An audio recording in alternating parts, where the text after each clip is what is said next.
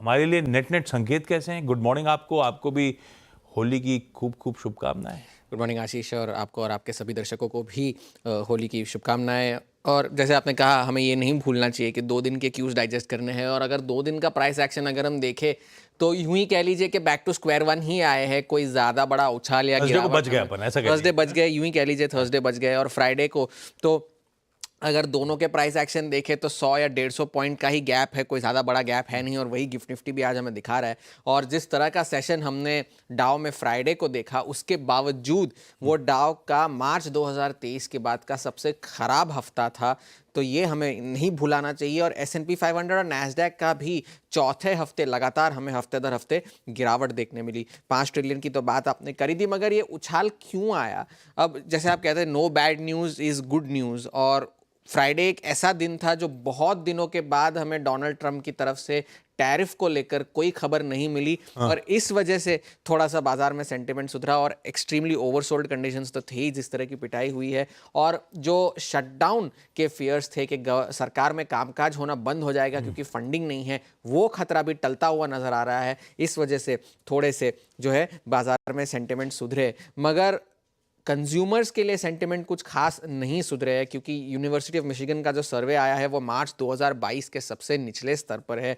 और एक साल का जो महंगाई का आउटलुक है उनकी तरफ से, वो अब नवंबर 2022 के सबसे ऊंचे स्तरों पर है। और 5 साल का जो इन्फ्लेशन आउटलुक है वो फरवरी 1993 के सबसे ऊंचे स्तरों पर है। तो अगर फेड ये भले कहता रहे कि महंगाई में हम काबू पा लेंगे, मगर कंज्यूमर्स जो है, वहाँ के ग्राहक जो है, ऐसा नहीं मानते।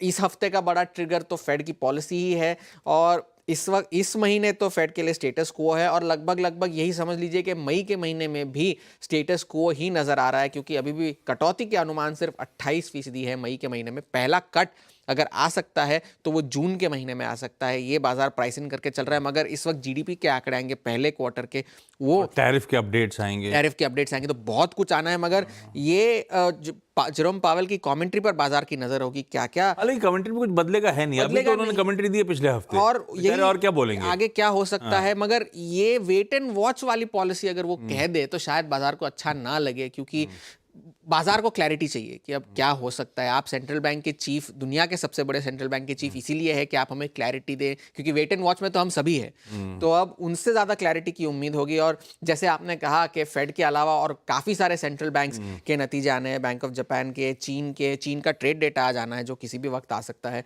और चीन के मार्केट्स जो आउट परफॉर्म करते जा रहे हैं, वहाँ पर भी खबरें आई है कि कंजम्पशन को बढ़ावा देने के लिए कदम उठाए जाएंगे। मगर कमोडिटीज़ पर नज़र रखने की खास ज़रूरत है, क्योंकि इस हफ्ते तेल के जो सारे चीफ्स है यूएस की तेल कंपनियों के, वो इस हफ्ते डोनाल्ड ट्रंप से मुलाकात करने वाले हैं। और हाथों हाथ गोल्डमैन सैक्स ने भी तेल के जो फॉरकास्ट है उसमें कटौती की है। $71 अब देखते हैं ब्रेंट, $76 से फॉरकास्ट को काट के उन्होंने $71 किया है। कोयले के प्राइसेस पे नजर रखनी है, क्योंकि इंटरनेशनल एनर्जी एजेंसी का कहना है कि कोयले की मांग 2027 तक चल सकती है।